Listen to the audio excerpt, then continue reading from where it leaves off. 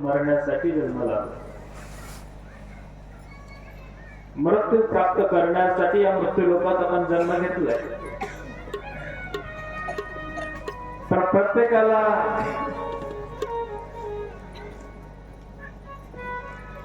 अपेक्षा, आकांक्षा, अभिलाषा, इच्छा वेगवेगळे. प्रत्येक वेळी येणं प्रकारे कुठल्या तरी प्रकारे मला त्या भगवंताची कृपा व्हावी अशी प्रत्येकाची मनोमन इच्छा असते. आणि ती इच्छा पूर्ण करण्यासाठी शिवपुराणामध्ये वायव्य संहिता सांगितल्या. कारण मला सुरुवात करायला 9 वाजले. दररोज टायमाचं बंधन, वेळेची मर्यादा असं सांगत गेलो.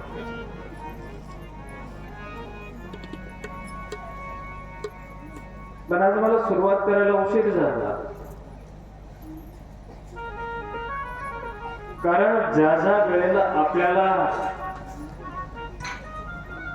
सर्वस्व प्राप्त करण्याची अभिलाषा व्यक्त होते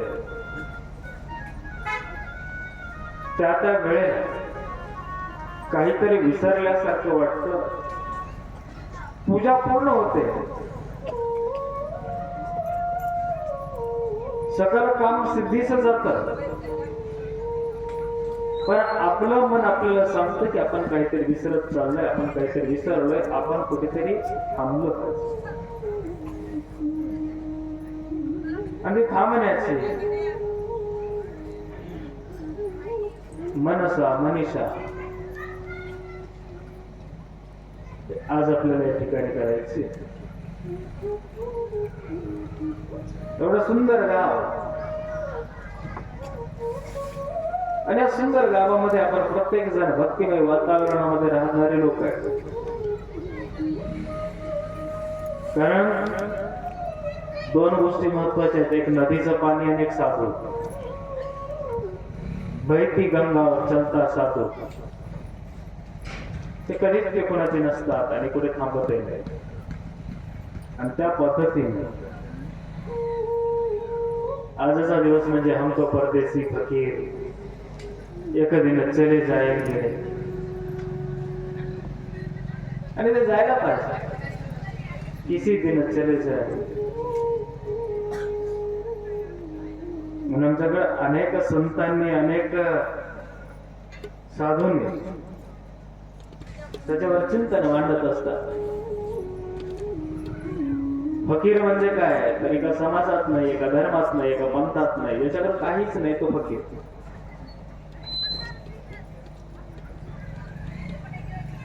एक लंगोटी, एक कटोरी ज्याच्याकडे आहे, तो फकीर. पण आता कलियुगामधले फकीर आहोत आपण. स्टँडर्ड असणं गरजेचं आहे. म्हणजे गाडी गोडी घेऊन फिरणारे फकीर आहेत. आम्ही रिक्षाच मागणारे, पण दारोदारी जाऊन न मागता एकदाच मोठ्या अपेक्षेने मागणारे भिक्षुक आहे. जरा स्टँडर्ड भिक्षुक आहेत. प्रत्येकाला ते कळावे या उद्देशात. मी काल एक परवालाही सांगितलं, सद्गुरूची कृपा होत असताना सद्गुरू एक भगव्या कपड्यातला पाहायचा नसतो. सद्गुरू त्या गादीवर बसलेला पाहायचा नसतो. सद्गुरू कोणा परंपरेचा नसतो. सद्गुरू सद्भक्तांवर उद्धार करणारा, जीवाला पूर्णतेनं उद्धाराच्या दिशेने घेऊन जाणारा सद्गुरू असतो. तो कपड्यात, वेशभूषे नाही पाहिला जात. आणि साधूचं लक्षण ऐश्वर्य नाहीये. ऐश्वर्य हे राजाचं लक्षण आहे, अज्ञान हे साधूचं लक्षण आहे. ऐश्वर्याच्या जीवावर एखाद्याचा उद्धार करणं ही वेगळी बाजू, आणि ज्ञानाच्या जीवावर एखाद्याचा उद्धार करणं ती दुसरी बाजू आहे. ती साधू सांभाळतो. आणि ते करत असताना वायव्य संहितेमध्ये ज्यावेळेस निरोप घेतला जातो ती कथा सांगून पूर्ण होते. ती कथा कुठे सुरू झाली म्हणतो? सत्ययुगामध्ये शिव आणि पार्वतीचा संवाद सुरू झाला, ते अजूनही चालू आहे. किंवा त्याची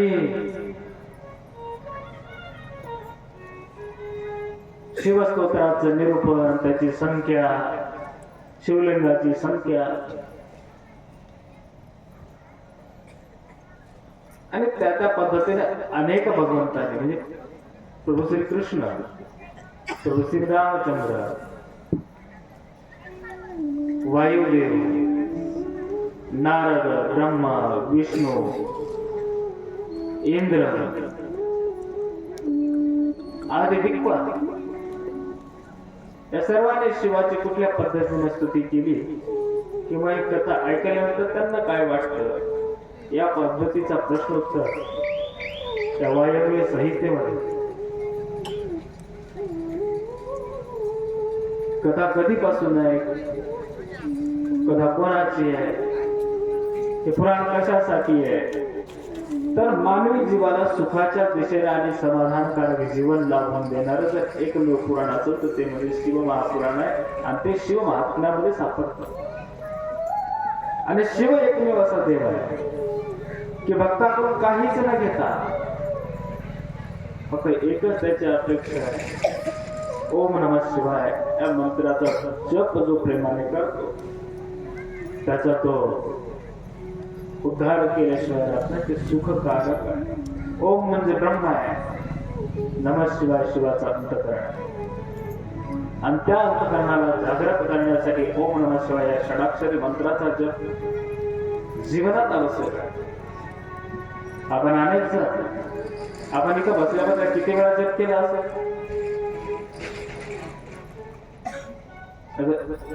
7 दिवस झाला आपण एकत्रित आहोत सर्व. एका मिनिटामध्ये 21 वेळा जप होतो. 3 तास तुमच्या सोबत आहे. एका तासामध्ये 60 मिनिट आहे, म्हणजे 180 मिनिट मी तुमच्या सोबत आहे. एका मिनिटामध्ये 21 वेळा. तर पंचाल तुमच्यासारख्याला जास्त झालं पाहिजे. कारण दैनंदिन जीवनात रोज त्या भगवंताच्या नामात असणाऱ्या लोकांना 55 वेळा पण होतो, 60 वेळा पण सेकंदाला नमस्कार म्हणायला लागतो तिथे. पण 21 वेळा याच्यासाठी सांगितले. 3 ही संख्या जी आहे ती भगवान शिव परमात्म्याच्या जवळची संख्या आहे.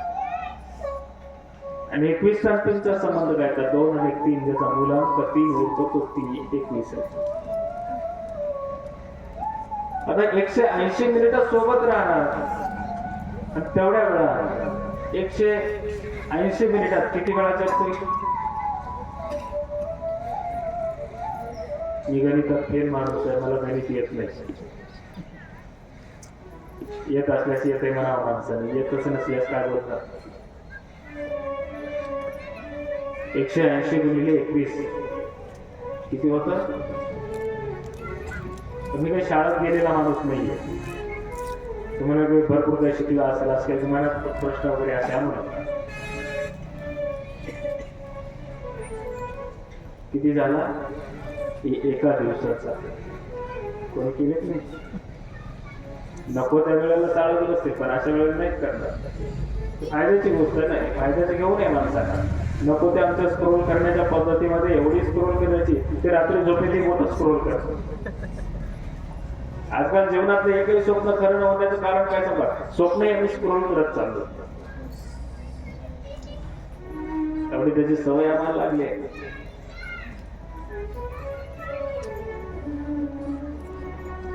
म्हणजे सगळं सांभाळून ठेवण्यासाठी.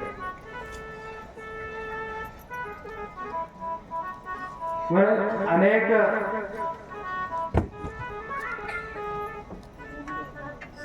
दिवसाच्या तपश्चर्येनंतर उपमन्यू नावाचा बालक श्रीकृष्णाला प्रश्न विचारतो.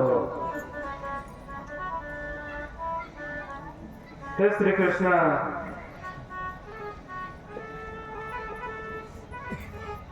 आता मी तुमच्या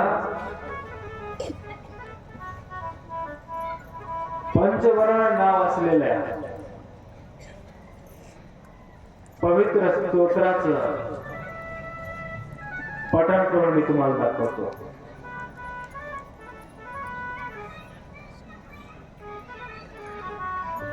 हे जगन्नाथ, प्रकृती एवढी सुंदर आहे,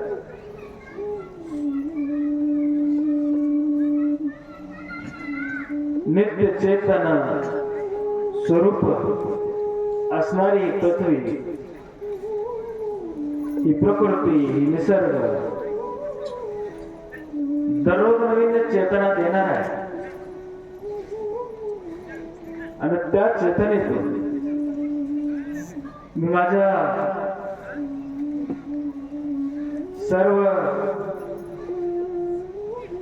शक्ती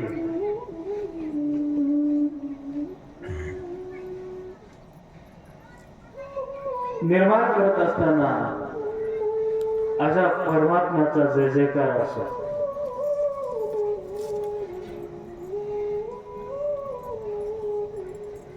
आणि सरळ स्वभाव असणाऱ्या परम पवित्र श्रीकृष्णा, महाराज तुम्ही शिवाचं वर्णन करत श्रीकृष्णाकडे कसं काय केलं, हा प्रश्न प्रत्येकाला इथं पडला. त्यासाठी शिवपुराण शिवनाम महिम काली सांगितलं. महिम पारम ते परमविदुष यज्ञ सदुषे स्तुते ब्रह्मादीनाम पितव सन्नास त्वयगिरः आता वाच्य सर्व स्वती परिणामा परिग्रहण. हे काल सांगताना याच्यासाठी सांगितलं. हे जे सूक्त आहे, महिम स्तोत्र आहे, पुष्पगंताचार्य लिहिताना एकाच नाही लिहिलं, एकासाठी नाही लिहिलं, तर त्याच्यामध्ये अनेकांचं वर्णन. स्तुतीर ब्रह्मादीना मपितव सन्नास गिरह, या अनेक गोष्टीतून स्तुतीर दीना मपितव, स्तुतीला प्रिय असणारा दीना. भगवंताला तुमचं नारळ नाही पाहिजे, तुमचं काही दिलेल्या वस्तू नाही पाहिजे. तोरण बांधलं, बेल व्हायला, अमुक केलं, तमुक केलं, पंचोपचार पूजा केली, अष्टोपचार पूजा केली, षोडशोपचार पूजा केली, जलादि अभिषेक केला, रुद्रादि अभिषेक केला, लघुरुद्र केला, महारुद्र केला, अतिरुद्र केला, हे नाही पाहिजे. प्रेम अंतःकरणातून त्या भगवंताची स्तुती असणं गरजेचं आहे.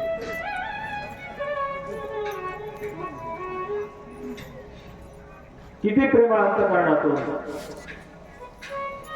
तर तो जेवढा कोरडा वर्णालय आहे तेवढ्या अंतःकरणातून, तेवढ्या करुणेच्या, तेवढ्या प्रेमाच्या अंतःकरणातून. आम्ही प्रेम अंतःकरणातून कुणाला बोलतो? जीवनात फक्त 2 ते 3 वेळेस बोलला असेल. कोणाला? तुम्हाला काही पाहिजे असेल, पिंट्याचे पप्पा आनंदित नसतील, पण प्रत्येकाची नाव मला माहित नाहीत, म्हणून एक कॉमन नाव असतं गावात, पिंट्याचे पप्पा.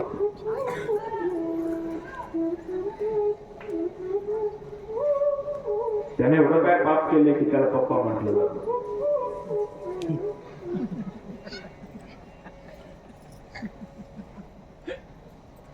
ज्याला कळालं त्याला कळालं.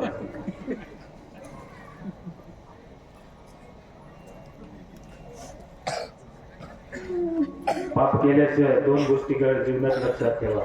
जेवढे मम्मी म्हणतात त्यांनी पहिले जन्मी काहीतरी पाप केलं होतं, एक. आणि जेवढे पप्पा म्हणतात त्यांनी 10 जन्मात पाप केला असेल, तेव्हा ते त्यावेळेस पप्पाला पाप म्हणतो. बापाला, बाबाला, वडिलांना, पिताजीला ज्याने सृष्टी दाखवली, ज्यावेळी सुंदर सृष्टीमध्ये तुम्हाला सांभाळलं, वाढवलं, मोठं केलं, शिकवलं, घडवलं, त्याला तुम्ही काय म्हणता?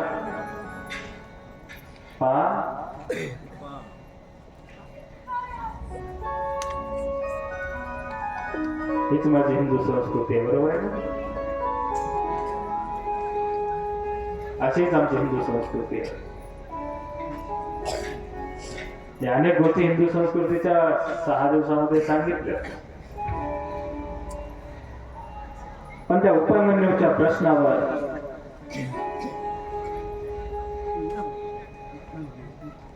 नमः पार्वतीपतये हर हर हर महादेव नमः शिवाय गो नमः शिवाय हर हर बोले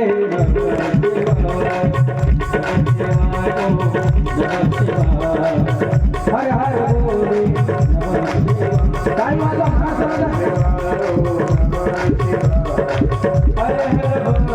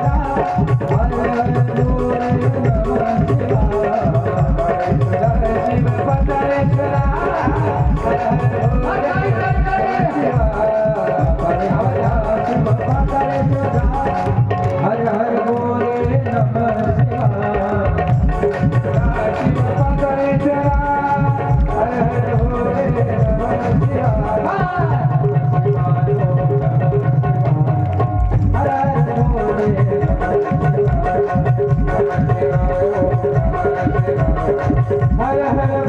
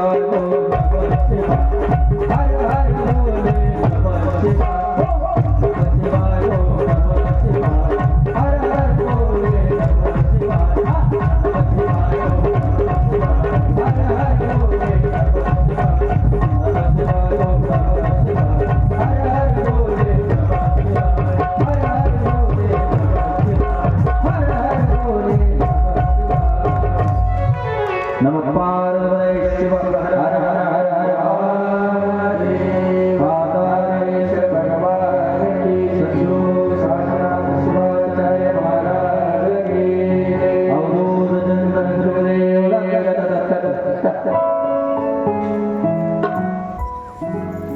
म्हणून चरित्रवान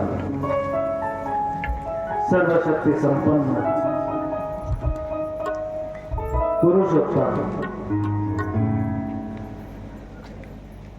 सदा तुमची जय होत आहे. पण हे मंगलमूर्ती देवादिदेव आपल्याला मी नमस्कार करतो, प्रणाम करतो. भगवान देवा, संपूर्ण संसार हा तुमच्या वशामध्ये आहे आणि देवा आपण सगळ्यांवर कृपा करत राहणारे आहात आणि आपल्या कृपेनं भक्तांच्या मनोकामना पूर्ण होतात. तर आम्हाला जे शिव आहेत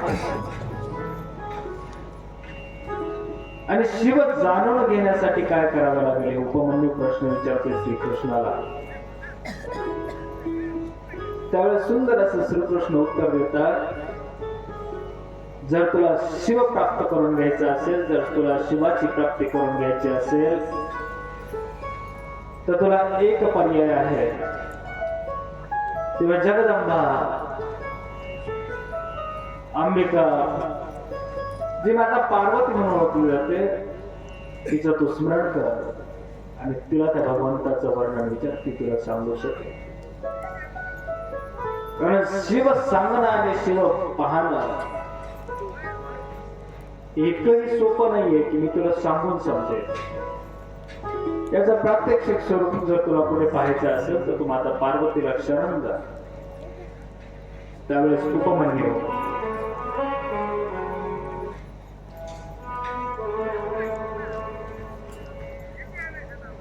तर माता पार्वतीची स्तुती करायला लागलाय, हे जगदंबे, हे मातेश्वरी, आम्ही सर्व रोही पिंपळगावचे भक्त मिळून जे 7 दिवस ही कथा ऐकायला आले, त्यांच्या पूर्ण मनोकामना पूर्ण होय यासाठी त्या गणनायकाच्या, त्या श्रीकृष्णाच्या, पुरुषोत्तमाच्या आज्ञेनुसार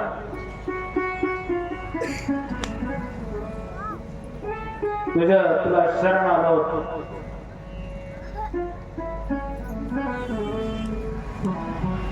आणि ते यातून आम्हाला काहीतरी मार्ग दाखवून भगवान शिव परमात्म्याची ओळख आम्हाला करून दे. तर स्कंद पुराणामध्ये भगवान शिवाविषयी, स्कंद पुराणामध्ये कार्तिक स्वामींच्या स्कंद अवताराचा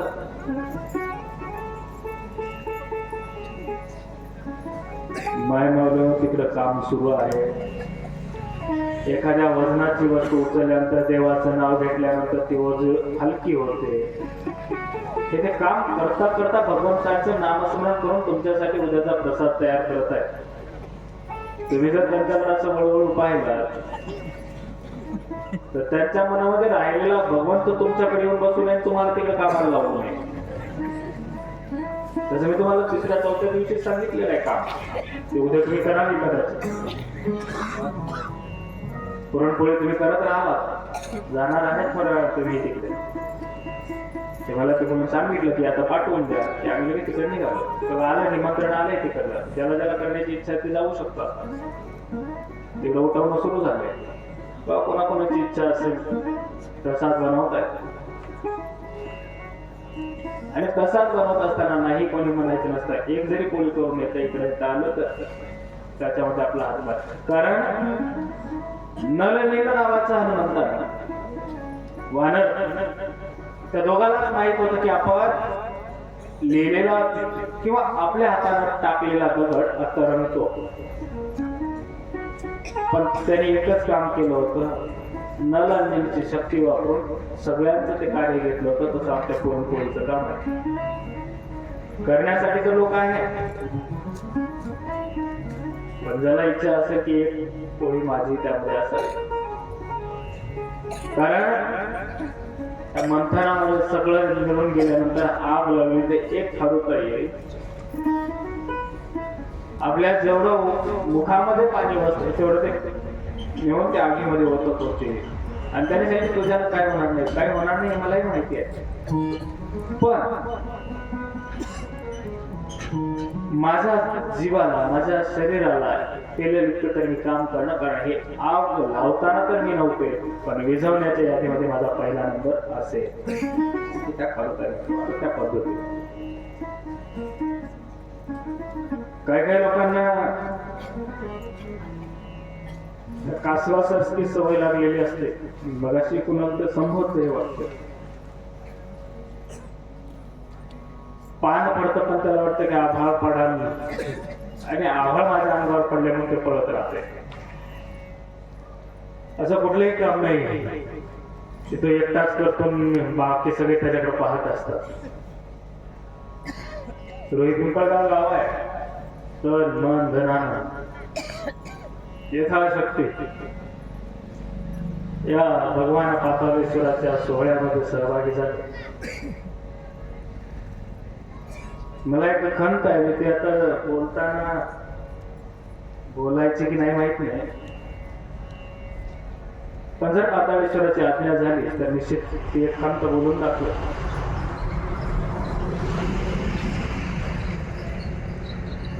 सगळं काही चांगलं चालतंय, पण समाधान कुठे सापडत नाहीये.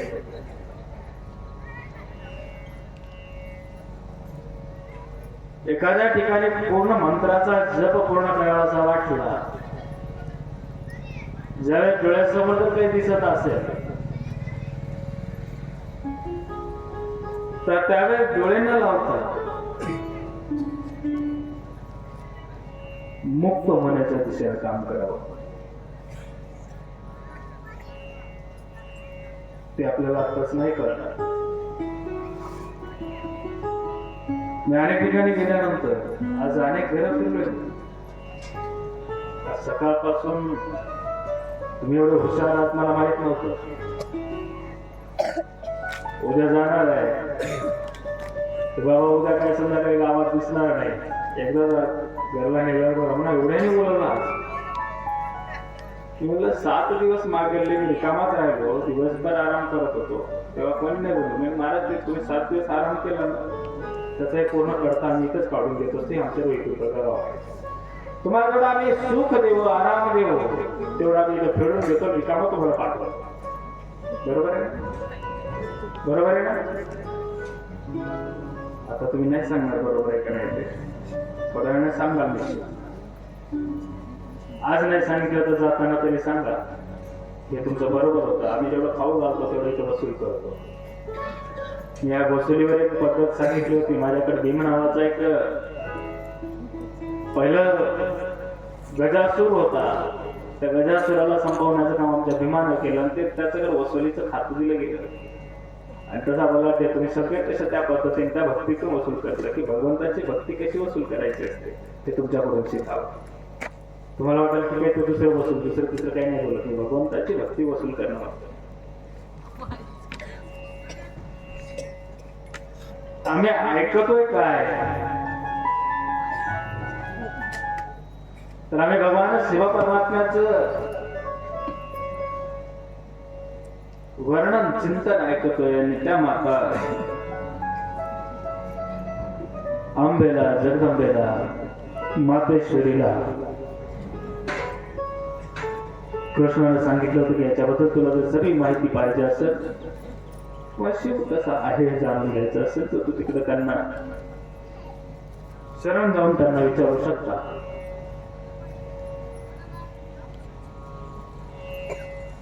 तर ते काय करू शकतात? शिव कशा पद्धतीने कृपा करतो? तर प्रत्येकाची मनोरथ पूर्ण करण्याची शक्ती, काही न मागता मनोरथ पूर्ण करण्याची शक्ती ज्या भगवंतामध्ये आहे त्याला शिव परमात्मा असं म्हणतात. जे शिवपुराणात 7 खंडामध्ये सांगितलं ते पहिले विद्येश्वर संहिता, दुसरी रुद्र संहिता, तिसरी उमा संहिता, चौथी शतरुद्र संहिता, कोटी रुद्र संहिता, सती आणि शेवटीचं आहे ते उमा संहिता. अशा 7 खंडामध्ये सांगितलं. 4 खंडामध्ये लिंग पुराण सांगितलं. लिंग, एकलिंग, द्विलिंग, चतुर्लिंग या पद्धतीच्या संहिता त्याच्यामध्ये सांगितल्या. स्कंद पुराणामध्ये पृथ्वीचं वर्णन, पृथ्वीच्या चारीभोवती फिरत असताना कशा पद्धतीचे अनुभव आपल्याला आले त्याच्यामध्ये स्कंदाने लिहिले. आणि पृथ्वी कशा स्वरूपाची आहे, पृथ्वीला काय म्हणतात, पृथ्वीवर जीव कुठल्या पद्धतीचे राहतो याचे सर्व गुण स्कंद पुराणामध्ये येतात. अनेकांना जिज्ञासा लागते की हे सगळं ऐकायला तर मलाही करावी, मीही करावी, स्वतः मी वाचलो पाहिजे. आणि माझी अशी इच्छा आहे की प्रत्येकाने शिवपुराणाचे पारायण करावं. कारण शिवपुराण नुसतं ऐकून चालत नाही, तर कधी कधी वाचले पाहिजे. आणि वाचून चालत नाही तर ते समजून घेणे तेवढंच गरजेचं आहे. कारण शिवपुराणामध्ये माझ्या जीवनात लागणाऱ्या सगळ्या गोष्टी तिथे आहेत. फक्त तिचा पैसा नाहीये, तिथं गाडी घोडी बंगला नाहीये, पण तिथं ते मिळवण्यासाठी ऐश्वर्य आहे. ऐश्वर्याच्या रस्त्यावर चालत असताना कशा पद्धतीने चाललं पाहिजे सांगणारं शिवपुराण आहे. आणि भक्तीच्या मार्गावर कसं चालावं हे लिंग पुराण सांगतं. लिंग पुराणामध्ये भक्ती खूप सुंदर सांगितलं. एकेश्वर भक्ती, द्विनाम भक्ती, चतुर्विध भक्ती आणि असे करते 9 भक्ती करण्याचे प्रकार लिंग पुराणामध्ये सांगितले. आणि त्या लिंग पुराणातले त्या मातेश्वरीला उपमन्यूचं नमन, पुढे गेल्यानंतर हे गणनायक स्कंददेव, एकाची स्तुती नाही अनेकांची स्तुती सांगितली. त्या पद्धतीने ते सुरू झाले. तुम्ही तर भगवान शिव परमात्म्याची आज्ञा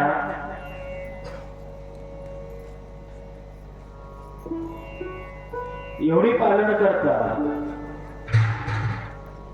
की त्याच्यामध्ये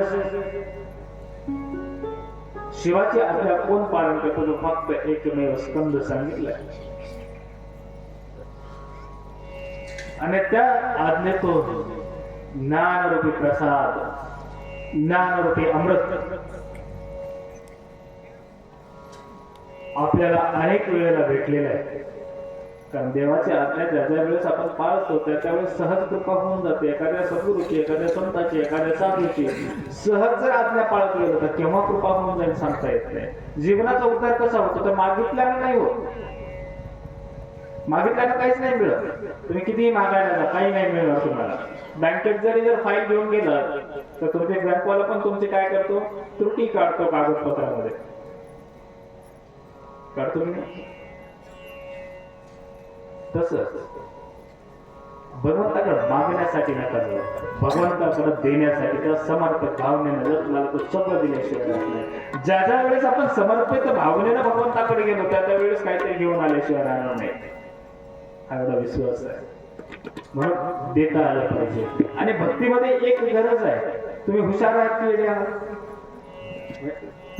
सहज तुमच्या भाषेत तुम्ही शाने पेडे, जर शहाणे असाल तर इथं तुमचं काहीच काम नाहीये. एकदा वेड्याचा बाजार आहे. आमचे मनमत भाऊ म्हणतात वेडा झालो, वेडा झालो, वेडा झालो, वेडा झालो, वेडा झालो, वेडा झालो, वेडा झालो,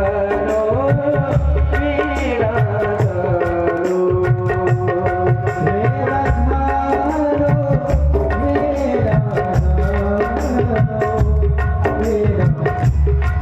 झालो, वेडा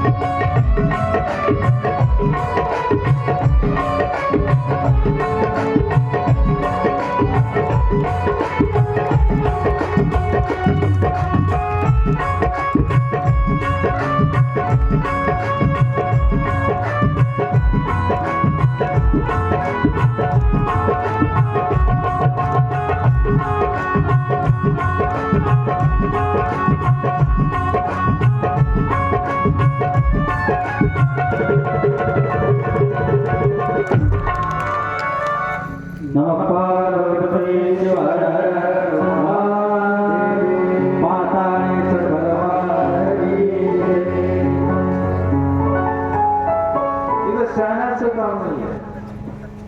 तर शहाण्याचं तर नाही, पण जुने शहाण्याचं तर काहीच नाही इकडं. आमच्याकडे लोक शहाणे तर असतात, पण त्याच्यापेक्षा पुढचा एक टप्पा असतो आपल्याकडे लोकांमध्ये. ते कसे असतात? शहाणे असतात. शहाणे ते कधीतरी परवडले, पण जुने शहाणे कधीच नाहीत परवडले. आणि आपल्याकडे कसे गावात किती असतात? तुमच्या इकडे मला तेवढं माहिती नाही अजून. काही चौकात पारावर बसलो नाही, त्याच्यामुळे ते काय अनुभव आला हे कुणाला अनुभव येतात माहिती आहे तुम्हाला? ते चौकात पारावर बस स्टँडला रोज सकाळी उठल्या उठल्या पहिला चहाचा बस स्टँडवर होतो. त्या व्यक्तीला त्याच्या गावात 150 कोण आहे ते तुम्हाला सविस्तर उत्तर देतं की अशा अशा पद्धतीच्या शाळा आहे तिथे. ते त्याला त्याचा रोजचा अनुभव असतो. त्याच्यामुळं मग समाजामध्ये गावामध्ये धर्मामध्ये पंथामध्ये काम करत असताना शहाणे असावा, दीडशहाणा नसावा.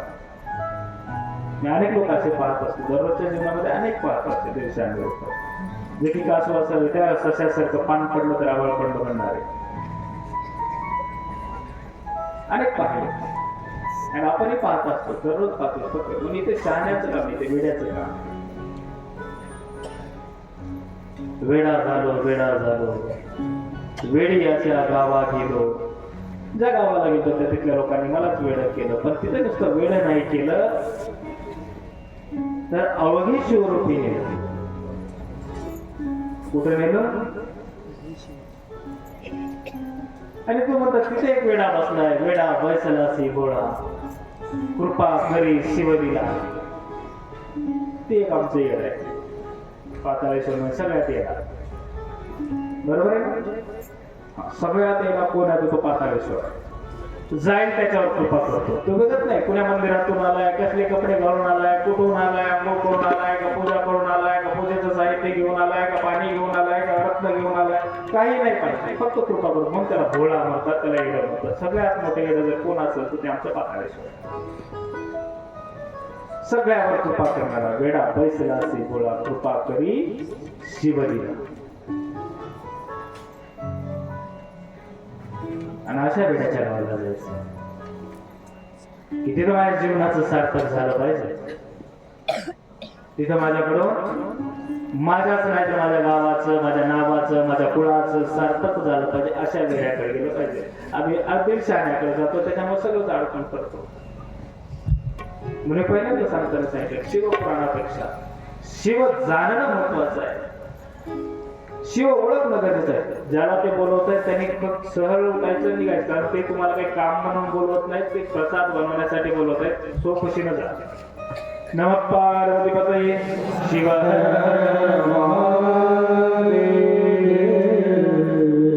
त्यांना पूर्ण परमिशन आहे. ते आज हेडमास्टर आहे. ते कुण्या गेलीतून फिरतील, कोणाकडे येतील, बोट करतील, त्यांनी उठायचं, आपला आपला प्रसाद बनवायला निघायचं. सरळ आपल्या आणि प्रसाद बनवण्यासाठीचा खटाटोप आहे. त्याने काय त्यांच्या घरचं काही नाही बनवण्यासाठी उठवत तुम्हाला. इतरांना बोलत बसण्यापेक्षा ह्याला उठवा, त्याला उठवा. ज्याने हात केलाय त्याच्याकडे जातो मी उठवतो.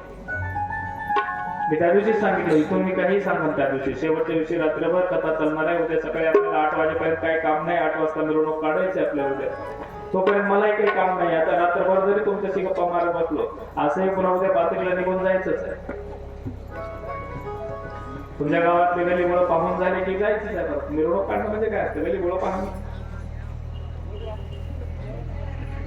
पण न बोलता जायचं. मी नाही त्याच्यावर तुम्हाला सांगितलंय सर्वांना.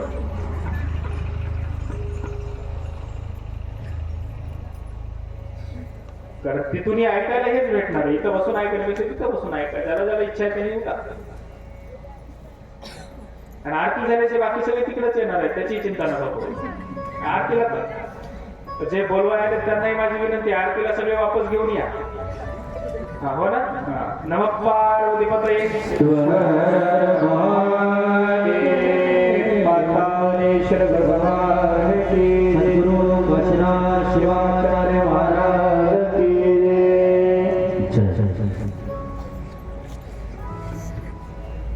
अजून लागत असल्यास फक्त मला इशारा करा, मी पाठवतो तिकडे. तुम्ही बोलवा कोणाला येऊ नका. आपण वाटलं या माणसाने मला तेवढं बोलवलं, बाकी त्याला का नाही बोलवलं, मी काही कर्मचार आलेले दिसले का त्यांना असं वाटू नये. तिथे वाटतं मनामध्ये काय काही प्रश्न येतात, तसे येऊ नये तुमच्या मनात. नाही कथा तिथून ऐकतात ते चालतात. मला समोर नसलं तरी चालतंय. आज म्हणतो तुम्हाला मोबाईल घेऊन बसवलंय, ते सगळ्याच्या घरीपर्यंत बसून ऐकायचे आहे ना. सगळ्यात माझा शत्रू जर कोण असेल तर ते बसलेले. मी कधी आजकाल मोबाईल नाही लावू दिला, कुठंच नाही लावू दिला. कॅमेरा वगैरे मी त्याच्याकडे खूप दूर आहे. अक्षय रमेश महाराज म्हणतात कथेला काही राहू दे की मला जिथं असतील तिथून ऐकते. आणि त्या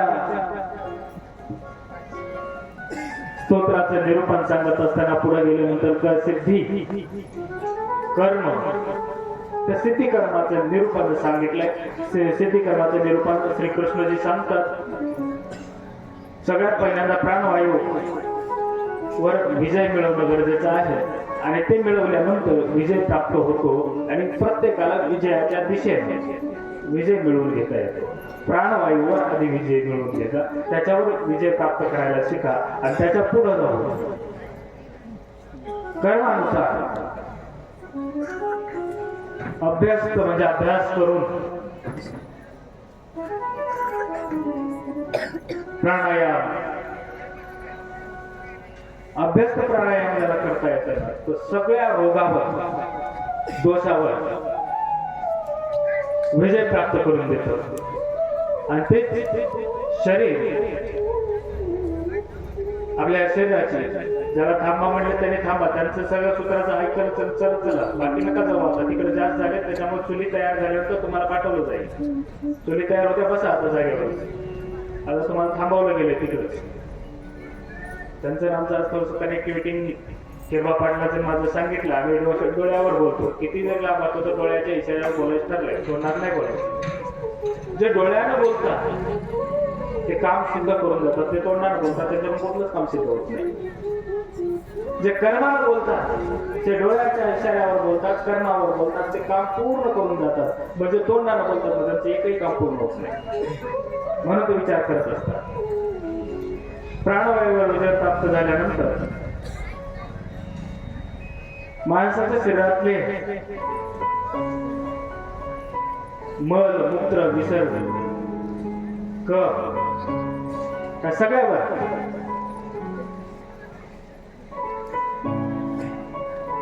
श्वास वायू श्वास घेत असताना किती वेळ श्वास घेऊ शकतो तर कितीतरी मिनिट 1 2 3 पण लांब वेळेचं प्राणायाम करणं गरजेचं आहे. प्राणायामाच्या पद्धतीनं माणसाला हलकंपण ज्यावेळेस वाटेल, ज्यावेळेस माणसाला हलकंपण वाटायला लागेल, धूर्तगमन व्हायला लागेल, त्यावेळेला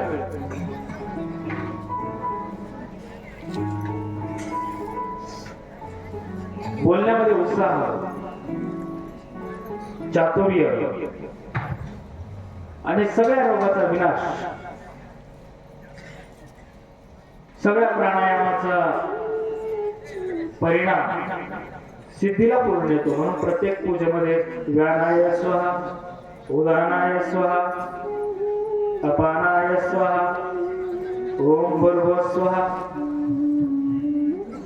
ओम भूं भुवं स्वहं जनावं तपं निर्णयम संपूर्ण. हे प्राणाचे प्रकार आहेत. श्वास कुठल्या नासिकेने घ्यावा, कसा घ्यावा, कुठे घ्यावा, कुठल्या टायमाला घ्यावा, आता कुठली नाडी चालू आहे हे ज्याला ज्याला सापडत आहे ते लोक खूप जण बसलेले असते. आता आपण कुठल्या नाडीवर चालू आहे, मध्य नाडीनं चालू आहे, अंत्य नाडीनं चालू आहे, आद्य नाडीनं चालू आहे. आपल्याला कळायला पाहिजे नासिका कुठली चालू आहे. श्वास घेत असताना कळत आपण श्वास घेऊन पाहतो, आता कुठला श्वास चालू असेल तर उत्तर नासिका, दक्षिण नासिका, असं 2 नासिका दिल्यात त्याला कुठली चालू आहे. या सगळ्या विजय प्राप्त करणं म्हणजे भगवान शिवाची साधनेला सुरुवात करणं. आणि हे ज्यावेळेस सुरुवात होईल इंद्रियावरती, सगळे इंद्रिय ज्यावेळेस वश व्हायला लागतात त्यावेळेस प्रत्येक ठिकाणी प्रत्येक गोष्टीवर इंद्रियावर ज्याचा विजय मिळवता येतो ते कुठेही बसू शकतो, तो कुठेही टिकू शकतो. फक्त इंद्रियावर विजय प्राप्त करता आला पाहिजे. आणि ज्याची इंद्रिय ताकद आहे त्याला सगळ्यात सुखकारी व्यक्ती म्हणून सांगितलंय.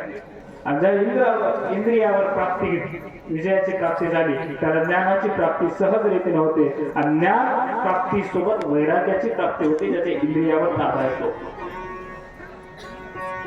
आणि इंद्रिय वश करायचे असतील तर इंद्रिय वश झाल्यानंतर जीवनाचा उद्धार कसा होतो तर आपापल्या हृदयात एकाग्रता, माझी एकाग्रता कुठं असली पाहिजे तर शिवचरणावरती, त्या महादेवाच्या पायावरती, त्या महादेवाच्या पिंडीवरती एकाग्रता झाला. आणि त्याच्या चरणावरती समर्पित भावनेनं जर उदाहरण जर आपण तिथे जाऊन बसलो की तुम्हाला काहीच नाही, तू आहे मी आहे, तर तो शिव त्याला मुक्ती प्रदान केल्याशिवाय राहत नाही. म्हणून सगळ्यात पहिल्यांदा प्राणायामानंतर श्रीकृष्ण सांगतोय शिव प्राप्त करण्याची लक्षणं उपमन्यूला श्रीकृष्ण जे सांगतायत की हे प्राप्त करून घेण्यासाठी तुझ्या इंद्रियावर, प्राणायामाच्या जीवावर, कशाच्या आधारे तर प्राणायामाच्या आधारे इंद्रियावर विजय प्राप्त कर. आणि ज्यावेळेस ते विजय प्राप्त होतील त्यावेळेस भगवान शिव तुला चरणाला घेतील, चरणावरती घेतील. म्हणून प्रत्येक आरती या ठिकाणी होतो देही मज चरणी जागा. लोक दिवसाळे आरती म्हणतात मज चरणी तुझं जागा, म्हणजे माझ्या चरणावर तुझी जागा. मी आजच ऐकलं, आज एक ठिकाणी गेलो होतो, आरती चालू होती, आरती ऐकत असताना आज का कालची गोष्ट आहे, आरती त्यांनी म्हणली, मी मला ऐकू आपण नुसते, कधी कधी आपल्याला काय ऐकावं लागतं, कारण आपण हुशार आहे पण कुठं सांगायला जायचं असतं, ते सांगायचं लक्षण नाहीये. मग ते म्हणले, ते म्हणजे देव चरणी मज थारा आहे, ते म्हणजे की देव तुझं चरणी मज चरणी थारा म्हणतोय, दे मज चरणी थारा म्हणल्यानंतर मलाही हसायला आलं, नेमकं ह्याच्या चरणावर थारा घेऊन तो शिव करेल का? असं नाही, चुकीचे ज्याच्या वेळेस आपण करतो ना, मी अनेक वेळा सांगितलं तुम्हाला, किंवा पूजा करत असताना एक मंत्र चुकला की आव्हान चुकतं. मंत्र तरी श्लोक बोलत असताना, मंत्र बोलत असताना वेदांत त्याला चुकीचा बोलण्याचा अधिकार आपल्याला मिळत नाही, किंवा आपण एक जरी उकार चुकला तरी त्या देवाला पूजा मान्य होत नाही. उकार, वेलांटी, मात्रा, संस्कृत रस्व दीर्घलाही खूप किंमत आहे. ते जर चुकलं तर पूर्ण पूजा होते. म्हणून आम्ही किती 16 सोमवार केले तर कशा पूजा केल्या त्याचं फळ अजून आपल्याला भेटलं नाही. त्याचं कारण हे आहे, हे शेवट ठेवलं होतं, त्यासाठीच ठेवलं होतं. प्रदोष पूजा कितीही केल्या, आणि नमः शिवायच्या जागी ओम नमः शिवायच्या जागी शिवाय म्हणताना जरी चुकला तरी त्याचं फळ नाही मिळत. शिवाय म्हणला तर नाही मिळत, शिवाय म्हणलं पाहिजे. फरक तोच आहे. वेलांटीचा फरक आहे फक्त. दुसरी वेलांटी दिली की संपलं. पहिल्या वेळेत शिवाय आहे म्हणजे तारणार आहे, शिवाय मी शिवाय म्हणला तर सगळं संपलं. पण तुम्हाला एक मराठीचं एक सुंदर उदाहरण सांगतो. एक बाबा झोपला होता, तुम्हाला माहित असेल. एक बाबा झोपला होता, त्याच्याकडे 2 गेले भेटायला. एक पायाकडे बसलं, एक डोक्याकडे बसलं. ते झोपल्याला कोण? ते तुम्ही सांगतो, त्याच प्रकरण तोच शिवाविषयी सांगतो. मराठी सांगतो, मराठी त्याला कळत नाही किंवा मराठी बोलता पण मराठी येत नाही अशा लोकांसाठी तुम्हाला सांगतो. एक पायाकडे बसला, एक डोक्याकडे बसलं. ते पायाकडे बसलेलं कोण होतं? डोक्याकडे बसलं होतं ते जवंडी होतं, थोडस अहंकारी होतं, थोडस. त्याचे तुम्हीच नाव घेऊन आपल्यासाठी चांगल्या माणसांची नावं घेऊन ये. त्यांची काय करायचं, त्यांची नावं घेऊन आपल्याला सोयी पण थोडंच करायचं. त्या डोक्याकडे बसलं, ते झोपलेलं थोड्या वेळानं उठलं. म्हणजे कोण? श्रीकृष्ण परमात्मा उठले. उठल्याबरोबर काय दिसतं? खरं सांगावं, इथं बसलेलं जातात, उठल्याबरोबर सुद्धा काय दिसतं? किती खोटं बोला माणसात. तुम्ही या मंडपात बसून तर खोटं बोलणं सोडलं पाहिजे. आज उठल्याबरोबर आधी मोबाईल दिसतो नाही? बरोबर आहे. आधी बघतो, आधी घड्याळकडे. आमच्या काळात पहिलं बरं होतं. आम्ही लहान लहान होतो, शाळेत जातो, त्याच्यावर उठले त्या भिंतीकडे पाहायचं. आम्ही पायाकडे नव्हते दिसत आम्हाला, आम्ही भिंतीकडे पाहिजे. किती वाजे? 6 वाजे. उडवा जावं लागतंय, नाहीतर मारते, नाहीतर उठवायला येतील, पाणी घेऊन येतील. तयार नव्हती ना त्या काळात. तर त्या घडी करत आहे, भिंतीला लावलेली घडी असायची. आता घडी कशात आहे? आधी उठल्या उठल्या काय बघतो माणूस?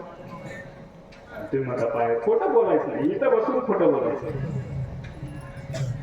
पहिला आमचा नियम होता की उठल्याबरोबर कुणाला बोलू नये. कधी बोलावं तर शौच क्रियेहून आल्यानंतर, मुखमार्जन झाल्यानंतर बोलायची अशी पद्धती होती पहिली. आता आम्ही अगदी बोलतो. कोण रात्री बरे रात्री झोपतो 3-3:30 तास. मी त्याच टायमाला झोपतो, तुमच्यावर बोलत नाही. आणि सकाळी 6ला उठल्यानंतर पहिल्यांदा काय बघतात? त्या काळात मायाकडे बघायची पद्धत होती. पण आता कशात बघायची पद्धत आहे? चालायचंच नाही, काळाप्रमाणे बदल पाहिजे. ते द्वापार युग होता, आज कधी युग आहे. बरोबर आहे. युगात योग बदल आता पायाकडे नाही बघितलं जातं, तर कशाकडे बघितलं जातं? मोबाईल कडे. आणि ते पहिल्यांदा काय ओपन करतो माहिती आहे तुम्हाला? काय? तुम्हाला चांगलं माहिती आहे काय? काय तुम्ही युवक आहात, चांगले आहात, तरुण आहात, असेच चांगले द्या बाबांनो. फक्त मंडपाच्या बाहेर जाऊन गर्दा करू नका. 2-3 दिवस तुमचंच जास्त सहन केलं मी, तर समोरच्याचं काहीच नाही सहन केलं, तुमचाच गर्दा जास्त सहन केला. उद्या तुमच्या गावातून बाहेर जायचंय म्हणून हिसाब करणार, माझं कर्तव्य लागतं. ज्या ज्या गोष्टीचा त्रास झाला तिथे इथं ठेवून घ्या. कारण मी घरून काही आईवडला कोण येताना किंवा ज्या दिवशी जन्म झाला त्या दिवशी काहीच आणलं नव्हतं. जे काही आणलं आणि इथं भेटलं ते इथलंच आहे. आणि जाताना इथं सगळं सोडून जायचं, इथून काहीच न्यायचं. आलो तसा जाणार आहे जाताना. त्याच्यामुळे तुमचा हिसाब पूर्ण करून गेल्याशिवाय ते झोपेतून उठले आणि उठल्याबरोबर त्यांची नजर कोणाकडे गेली? पण हे दोघे गेले कशासाठी? त्याच्याकडे मागायला गेले. मागायला काय करायला गेले? देवाकडे कशाला जातात? आलं लक्षात? आजचा नियम नाही की त्यावेळेस पासून आहे. तुम्ही आज मंदिरात जाता मागता ते काय चुकीचं? त्यावेळेस पासूनचा नियम आहे. देवाकडे कशाला जावं? तर फक्त मागायला जावं. पण ते उठल्याबरोबर त्याला पहिल्यांदा बोललो, कसं काय अर्जुना, कसं काय यानं केलं माझ्याकडं? ते इकडे बसलेलं होतं, अहंकारी होतं थोडस. म्हणजे कृष्ण तुला कळत नाही का? म्हणजे काय झालं? मी तुझ्या डोक्याच्या बाजूला त्याच्या अगोदर अर्धा तास झाला येऊन बसलो, तू त्याला बोलला.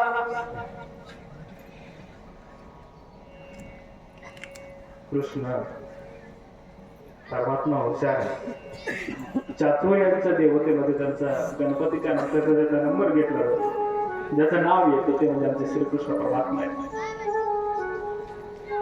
त्यांनी सांगितलं मी झोपलेला होतो. कोण अगोदर आले कोण नंतर आले मला माहिती नाही. पण डोळे उघडल्याबरोबर मला समोर अर्जुन दिसला म्हणून मी त्याला बोलणं गरजेचं आहे, कारण तो माझ्या नात्याचा आहे. काय म्हणताय?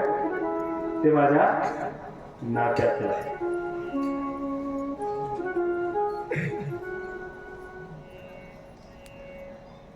त्या नात्याचा विषय थोडासा बाजूला. येण्याचं प्रयोजन बाजूला कस काय आला तो तरी? काहीच नाही. तो अनेक मार्ग सांगितले, पण आम्हाला एकही मार्ग तुमचा परवडणारा नाही, पचला नाही किंवा डोक्यामध्ये बसला नाही. तर आता काय करायचं? हे आता आमचं ठरलेलं आहे, युद्ध करायचं. जशी तुमची इच्छा. मग माझ्याकडून काय अपेक्षा? दोघांनी सांगितलं की तुझी आम्हाला गरज आहे आणि तुझ्या सैन्याची गरज आहे. श्रीकृष्ण आहे, त्याने दोन विभाग केले. एक विभाग केला तो स्वतःचा आणि एक विभाग केला तो सैन्याचा. श्रीकृष्णाने एक उत्तर दिलं, मी ज्याच्या सोबत येईल त्याच्यासोबत सैन्य येणार आणि ज्याला मी सैन्य देईल त्याच्यासोबत मी जाणार नाही.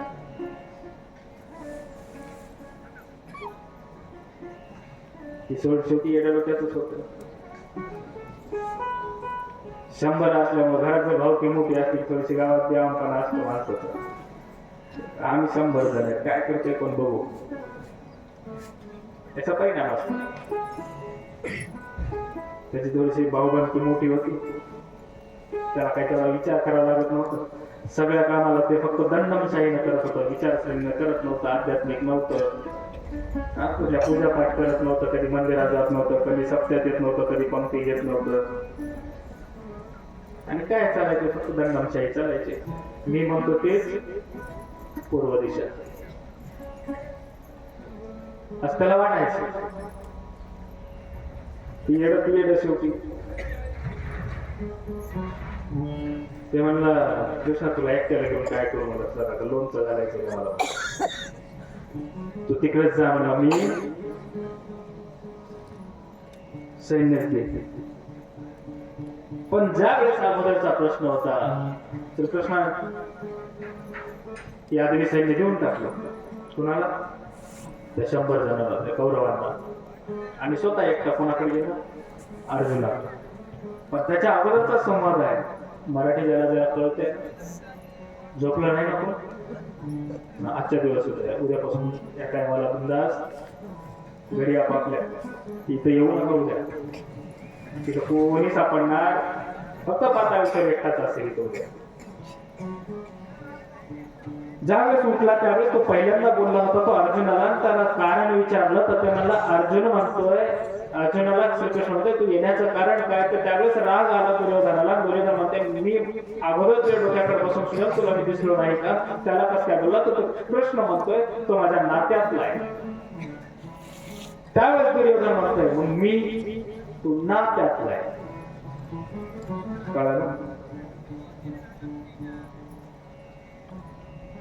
याला मराठी म्हणतात.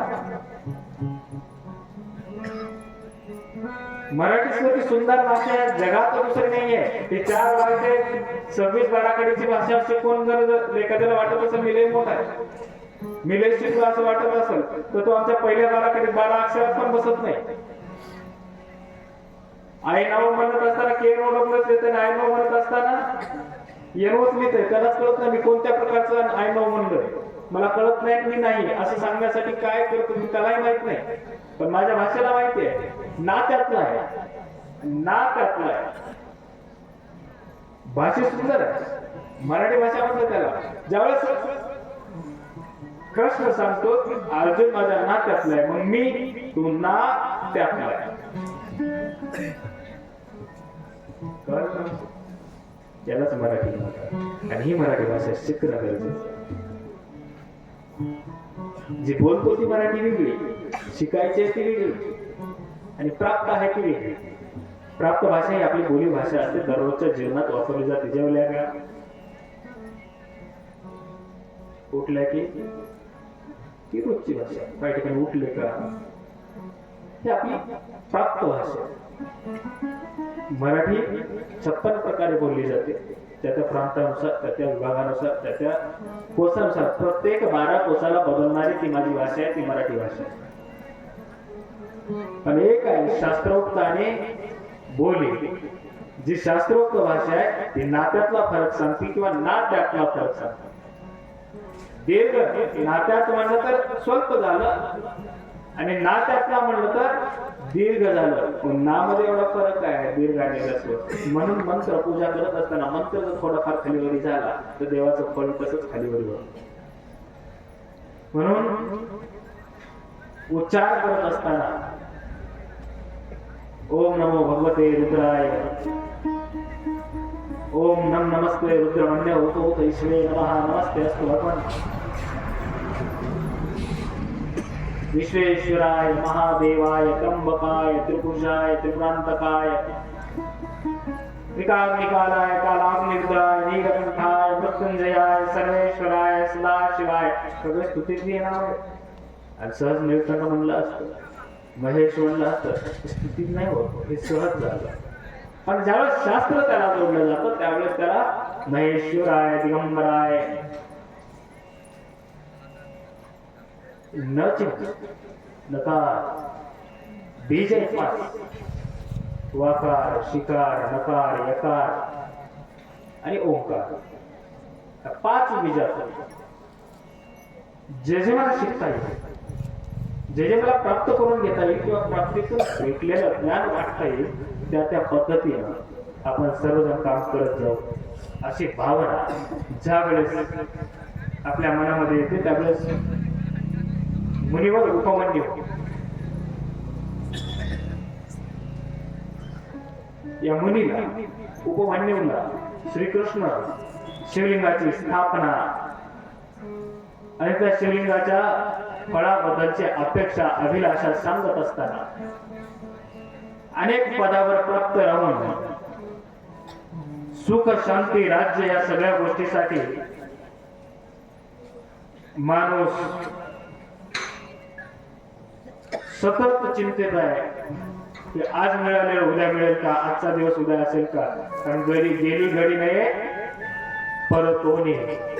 एक बार वेळ निघून गेली की पुन्हा परत येत आणि पुन्हा त्या वेळेचा वाट पाहणं हे आपल्या याच्यात नाही. म्हणून आजचा हा सत्संग, हे संकीर्तन, हे भगवंत नामाचं शिव महात्म्य, शिवचरित्र, नामचरित्र, नाम महात्म्य हे जे आहे ते आज या ठिकाणी थांबत असतात. अनेक प्रकारच्या पूजा आपल्या जीवनात आपण केल्यानंतर भगवान शिवाची प्राप्ती कशाने होते? आत्मा त्वं गिरिजामती सहचरा प्राणा शरीरम ग्रम पूजां ते विषयोपभोग रचना निद्रा समाधि स्थिति संचार पदेव प्रदक्षिण दिवी स्तोत्रानि सर्वांगिरो यद्यत् कर्म करोमि तद्दक्षिणं शंभो तवाराधनम शंभो तवाराधनम. हे माझा आत्मा, हे माझं पूर्ण शरीर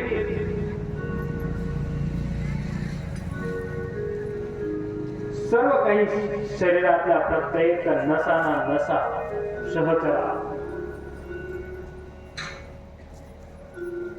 फक्त भगवान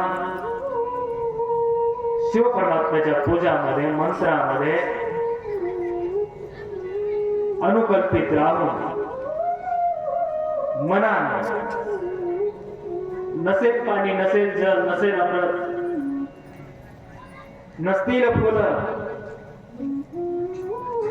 पण ही पूजा मनाची मनसा पूजा आहे.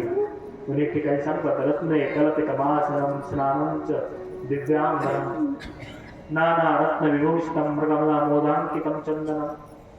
हे सगळं आहे ना, मुखानं जरी त्या भगवंताला बोललं तरी पूर्ण फळ देणारा शिव परमात्मा त्या पद्धतीतून त्या अपेक्षेचं फळ क्रियेतून नामातून स्थापनेतून आणि शुद्ध संकल्पातून आपल्याला देत राहील अशी मंगल कामना श्रीकृष्ण परमात्मा उपमन्यूला सांगताना, तू जर ही स्थापना केलेला लिंग दिसतोय त्या लिंगाला तुझ्या मनानं जरी पूजा केला तर शिव एवढा आहे की त्याला कुठल्याही प्रकारचं ऐश्वर्य लागत नाही, तर मग तू मनानं पूजा कर. मनानं म्हणजे काय तर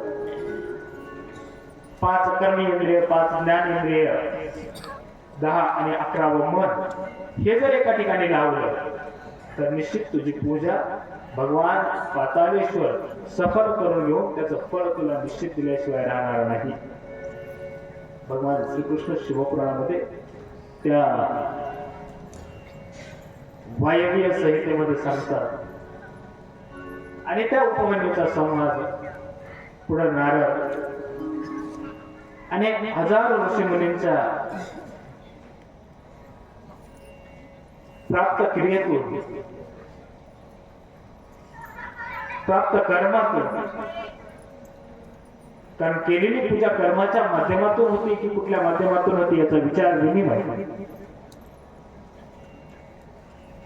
कारण आमच्याकडे एक पद्धत आहे, इथून पुढचा काळ जर पुण्या गावामध्ये लिंग स्थापना असेल, तुम्हाला जर निमंत्रण आलं, कलशारोहण असेल, कुठल्या मूर्तीची प्रतिष्ठा असेल, जर तुम्हाला निमंत्रण आलं तर त्यांना एक प्रश्न विचारा, काय असेल ते दक्षिणा वगैरे देत जाईन भाऊ म्हणा, पण पूजेचा मान मला दे. जीवनात आल्यानंतर एका तरी तर स्थापनेच्या पूजेमध्ये बसावं, कारण हे कुळाला पवित्र करणारी पूजा असते. कारण तो लिंग जो बसवलाय, जो मूर्ती बसवलाय, जो कळस बसवलाय, तो पिढ्यानपिढ्या हलत नाही, तो जागेवर राहतो. त्याच्या आपल्या जर हाताने त्याची पूजा झाली असेल तर आपल्या कुळाचे दोष नाहीच होतात. म्हणून या पूजा होत असतात, आपण अग्रेसर राहिलं पाहिजे. ही कुठं सांगितलं जातं तर लिंग स्थापना, कर्मप्राप्ती आणि शिवप्राप्ती या 3 याच्यामध्ये त्या उपमन्यूला कृष्णाने दिलेला सल्ला आणि ते शिवलिंग सिद्ध करण्यासाठीची उपासना तपस्या अनेक प्रकारची या ठिकाणी आपल्याला पाहायला मिळते. पुढचा संवाद येतो तो म्हणजे ब्रह्मा आणि विष्णूला मोहावरून नाही, आणि दोघेही त्या शिव परमात्म्याचं रूप पाहायला गेले होते. मोहन आवडल्या कारणात मी सुंदर आहे का तो सुंदर आहे यावेळी चालू कोणी सुंदर नाही त्याच्या पुढे. आपली सुंदरता कोणामुळे आहे, आपल्याकडे तेज कोणामुळे आहे, तर आपल्या कर्मामुळे आहे, आपल्या भक्तीमुळे आहे. जे भक्तीत सतत चालले जातं त्याच्या चेहऱ्यावर तेज राहतं. ते दिसत नसेल, कदाचित वाटत नसेल, पण ज्याच्यावर भगवंताची कृपा होती ते आपोआप ओळखायला होतं की याच्यावर भगवंताची कृपा झाली. ज्याच्याकडे लक्ष परत परत जातं समजून जा की त्या भगवंताची कृपा याच्यावरती झाली. आणि अशीच कृपा आपल्या प्रत्येकावर व्हावी अशी मंगल कामना एका भजनाच्या माध्यमातून करतो.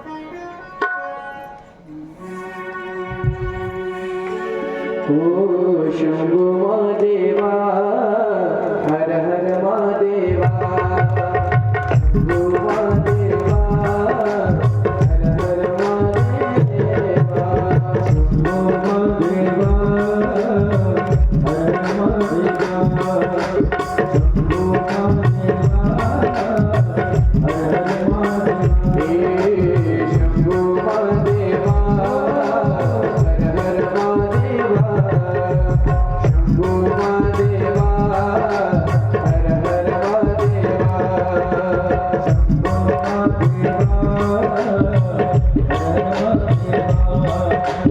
शंभू महादेवा, हर हर महादेवा. हे नमो पार्वती वल्लभ शंकर, नमो पार्वती वल्लभ शंकर, केदारनाथ नमो नमो, केदारनाथ नमो नमो, शंभू महादेवा, हर हर महादेवा, शंभू महादेवा, हर हर महादेवा.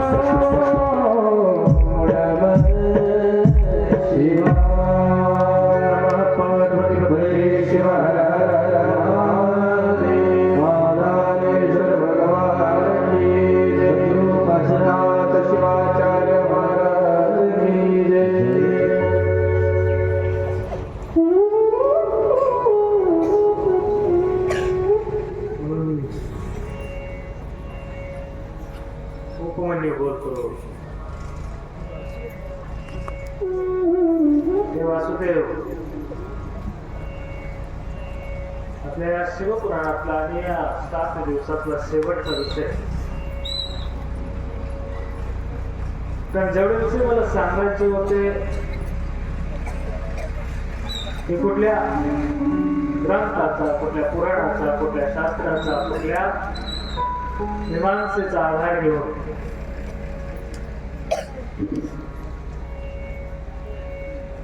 6 दिवसापर्यंत सगळ्या गोष्टी सांगितल्या.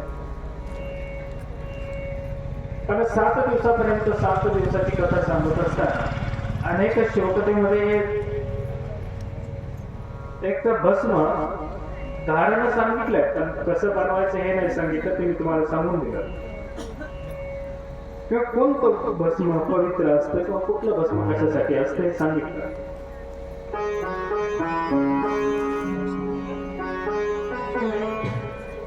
पुढं या सगळ्या सृष्टीची निर्मिती, सृष्टीचा व्यास ज्या पद्धतीने तयार झालं, ते कशा प्रकारे तयार झालं हे सांगून आजच्या आपल्या या कथेला आपण विराम देणार आहोत. ते वासुदेव, ते श्रीकृष्ण परमात्मा ज्या वेळी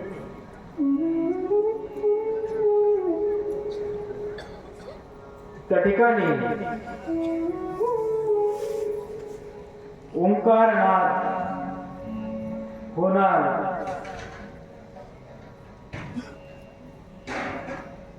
होता, परंतु ब्रह्मा आणि विष्णू दोघांनी पण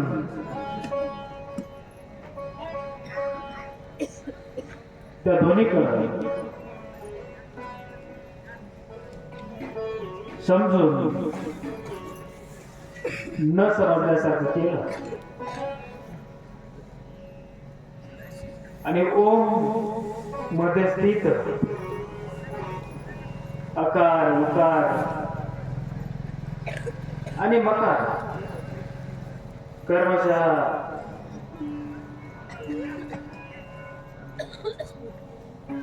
अनुक्रमणे दक्षिण, उत्तर आणि मध्य हे जे भाग आहे त्याच्यामध्ये अर्धा मात्रा. त्यासाठी मराठी अगोदर सांगितली, दृष्टांत देऊन मराठी सांगितली. त्याच्या पुढे मी या गोष्टी करतो. तुमचं लक्ष त्या पद्धतीने असावं. अर्धा मात्रा, अर्धा मात्रा म्हणजे स्वल्प नाद. स्वल्प नाद म्हणजे सहज वाजणे. लिंग, मस्तक, शंख जर कधी वाजू लागला, आपल्या दररोजच्या जीवनामध्ये जर कधी शंखाची ध्वनी ऐकायची वेळ आली तर तुम्ही बघा, शंख वाजत असताना तुम्ही लिहायला चालू करा. तुम्ही काय लिहिल आणि काय लिहा हे नाही कळत, कारण तिचा पूर्ण अर्थ चालतो. आणि शंखाच्या ध्वनी वाजत असताना मन जर शुद्ध झालं तर मस्तक पवित्र होतं, मस्तक पोहोचत. तिथपर्यंत मस्तक पोहोचलं पाहिजे. आणि ज्यावेळेस शंख फुकला जातो त्यावेळेस मस्तक आतल्याच नाही तर शरीरातल्या संपूर्ण धमन्या जागृत होतात, हृदय जागृत होतं. म्हणून शंख फुकणे प्राणायाम सांगितलाय.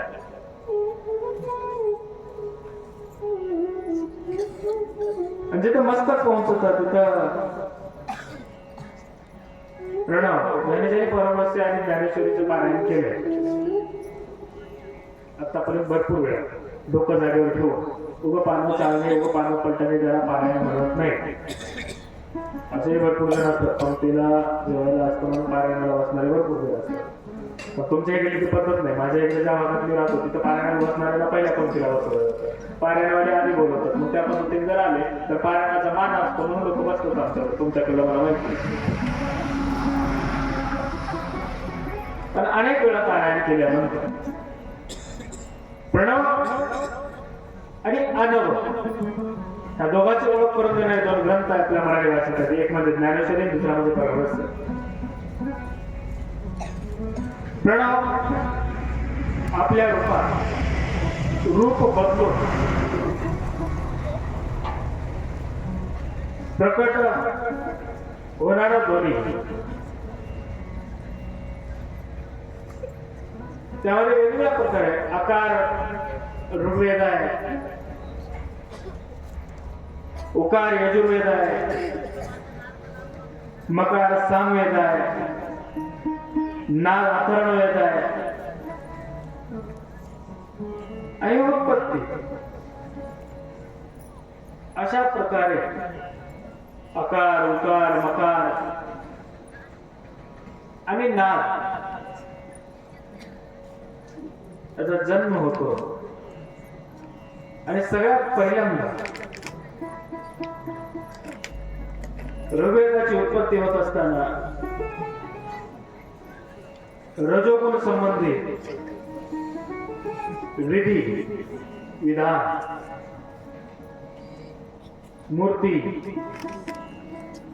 पूजा या पद्धतीचं सृष्टी लोक तत्व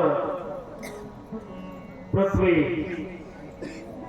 अव्यय आत्मा काल निवृत्ती 64 कला आणि ऐश्वर्य इत्यादी गोष्टीची उत्पत्ती त्यामध्ये झाली. कशामध्ये? कुठल्या याच्यात? ऋग्वेदामध्ये. त्याच्या पुढं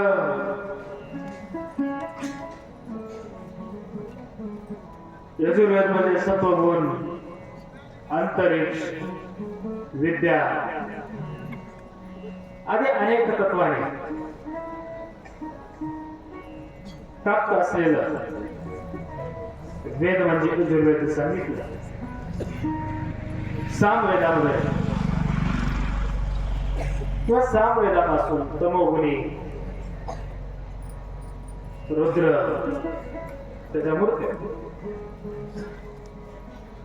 संहारक म्हणजे संहार करणार आदी वस्तू, संहारक असणाऱ्या आदी वस्तू म्हणजे शस्त्र वगैरे, त्याची उत्पत्ती सामवेदामध्ये सांगितली. शेवटी उरतो तो अथर्ववेद. अथर्ववेदामध्ये निर्गुण आत्मा आणि त्याचं वैभव. माहेश्वरी म्हणजे जगदंबा, अंबिका, सदाशिव, निर्विकार, निराकार याची स्थिती आणि त्याचं वर्णन. आणि अथर्ववेदामध्ये नाद आणि आत्मा त्याचं विश्व. ओंकार शब्दाच्या अर्थातून सुचलं आणि त्याचा जन्म त्या पद्धतीने या शिवपुराणामध्ये सांगितला. त्याच्यापुढे 64 कला आहे आणि त्याची उत्पत्ती कशा कशा पद्धतीने झाली ते त्याच्या रुद्रखंडामध्ये अगोदर सांगितलं गेलं असल्या कारणाने असंहारक आणि रक्षण करणारा शिव ज्यावेळेस माझ्या भक्तावरती एखादी गोष्ट अडचणीची येऊ शकते त्यावेळेस त्या भक्ताचा उद्धार कशा कशा पद्धतीने करायचा आहे त्याला ज्याच्या कृपेतून घडतो असा शिव.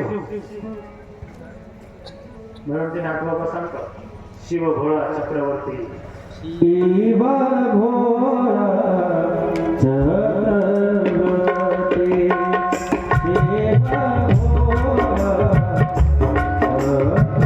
चक्रवर्ती शिव भोळा चक्रवर्ती शिव भोळा चक्रवर्ती शिव भोळा चक्रवर्ती शिव भोळा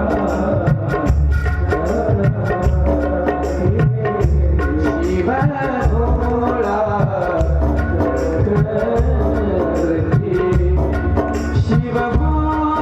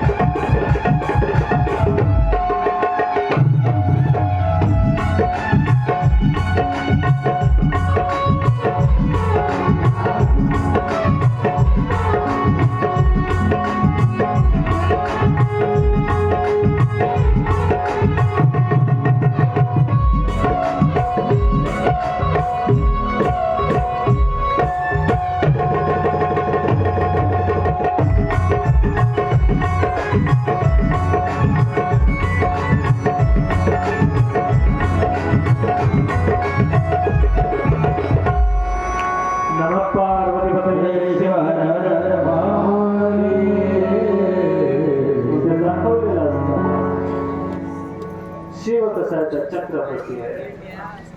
आणि ओम शब्द म्हणजे शिव आहे. ज्याला शिव म्हणता येत नाही त्याने फक्त ओंकाराचे जरी गुण लावली तर त्याला पूर्ण शिवाची प्राप्ती होते. शिव आणि प्रणव दोन्हीमध्ये कुठल्याही प्रकारचा अंतर नसणारा, त्या संसाराचा या पृथ्वीचा रचना करणारा ब्रह्म, रक्षण करणारा विष्णू आणि संहारक रुद्र. रुद्र ब्रह्मा आणि विष्णू तिघही आपापल्या नियंत्रणात त्या सगळ्यांवरती रुद्र हा नियंत्रक आहे.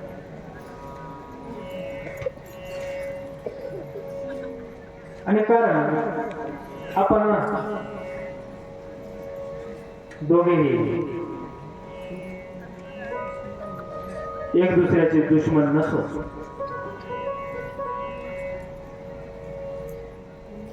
आपल्यामध्ये शिवलिंग रूप उत्पन्न झालं. तुम्ही एकमेकाचे शत्रू नाहीये.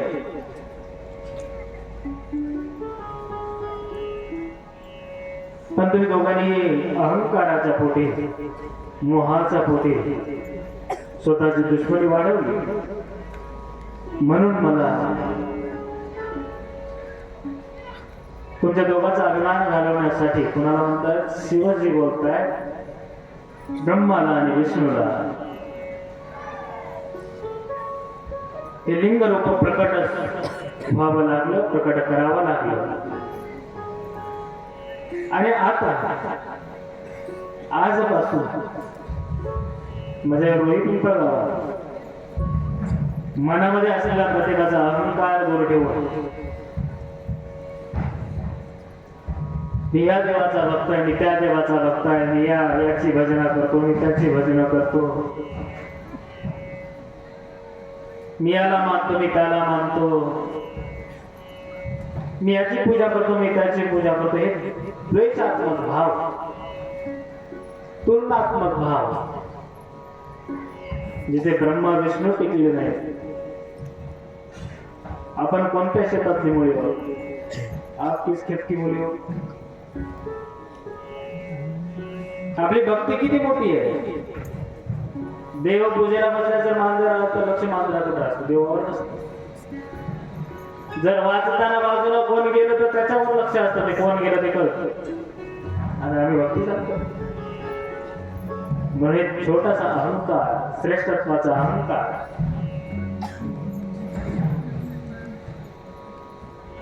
उकळत्या पाण्यामध्ये सोडून त्याच पाण्याने आंघोळ करायला का वेळेस मग कळेल अहंकाराचा नाश कसा होतो.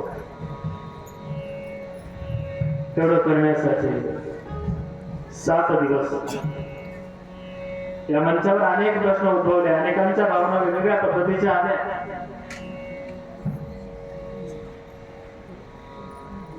आणि प्रत्येकाची भावना, प्रत्येकाची अपेक्षा, प्रत्येकाची इच्छा पूर्ण करण्यासाठी नाही तर माझा शिव प्रत्येकाला कळावा या उद्देशाने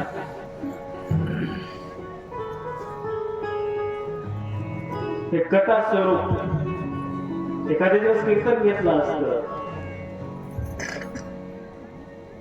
तर एकाच दिवस 1-2 तास बोलावं लागला असता, निघून गेलं असतं, कारण त्याला शिव नाही कळाला असता.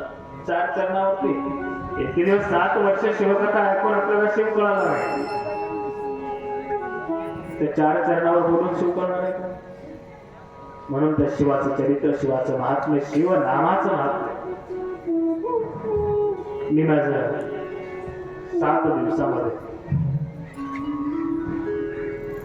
यथाशक्ती यथामती ज्या गुरुजींनी दिलेल्या अल्पज्ञानाच्या जीवावर माझ्याकडे काही नाहीये. आम्ही बाहुल्याच्या जाती सूत्र दोरी तुझे हाती, जैसे नाचणीची देवा तैसे नाचू सदा शिवा. आम्ही कोण आहे? आम्ही बाहुले, आम्ही फक्त नाचणार आहे. तो बोलता करता करविता तो वेगळाच आहे. आणि मंचावर बसल्यानंतर सगळ्यात पहिल्यांदा मंचाची पूजा करण्याचं कारण आहे मी एक अडाणी बालक आहे, तुझ्या कुशीत बसतोय, फक्त या मुखातून तुला बोलायचं मला नाही. यासाठी या व्यासाच्या आधीला प्रणाम. ज्या वेळेस मी भगवंताचं दर्शन घेईन त्या वेळेस तो भगवंत कसा आहे, भगवंत काय करत आहे, भगवंताचं स्वरूप कसं असेल, आज काय पद्धतीचं असेल ते दाखवण्याचा प्रयत्न त्या 7 दिवसामध्ये एका छोट्याशा परंपरेने अलौकिक प्रकारचं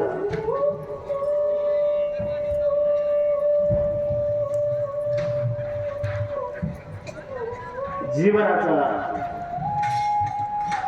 आणि मिळवलेल्या ज्ञानाचा वापर शिवचरित्रामध्ये, शिवज्ञानामध्ये, शिवमहत्वामध्ये, शिवनामाच्या महात्म्यामध्ये घालवलं.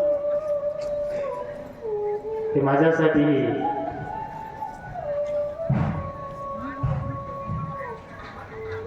सगळ्यात मोठी परम प्रावीण्याची गोष्ट होती.